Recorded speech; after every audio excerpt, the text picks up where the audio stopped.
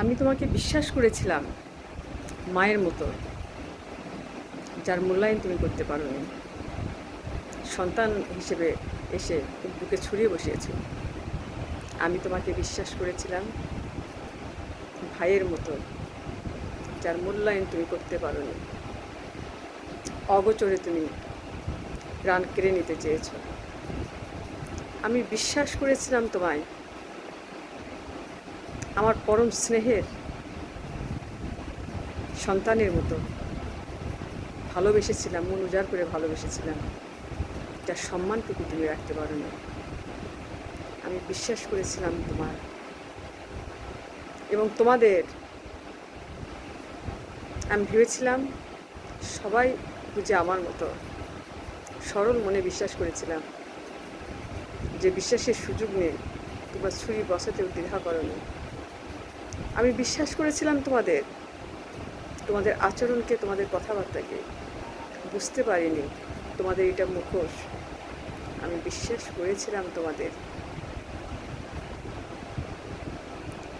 ওই আচরণকে, ওই ভাষ্যকে। বুঝিনি তার গহীনে এত নোংরামো চলছে। আমি বিশ্বাস করেছিলাম তোমাদের, আমার মনস্পটে এঁকেছিলাম, তোমাদের জন্য দোয়া করেছিলাম, তোমাদের জন্য অনেক মায়া রেখেছিলাম, যার মূল্যায়ন তোমরা করতে পারোনি, মর্যাদা তোমরা রাখতে পারোনি। তোমরা কি ভেবেছ আজকে ষড়যন্ত্র করে বা কোনো কিছু করে তোমরা একটা সম্পর্ককে জোর করে বিচ্ছেদ করে তোমরা জয়ী হবে? না, হবে না।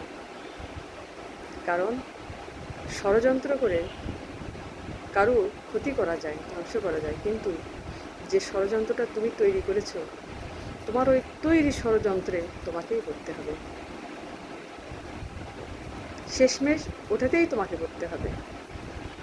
তুমি অন্যের জন্য যেমনটা কবর খুঁড়বে, ওই কবরে তোমাকেই করতে হবে। কাজেই যখন অন্যের জন্য কবর খুঁড়বে, চিন্তা ভাবনা করে খুঁড়ে নিও কতটুকু তুমি সইতে পারবে।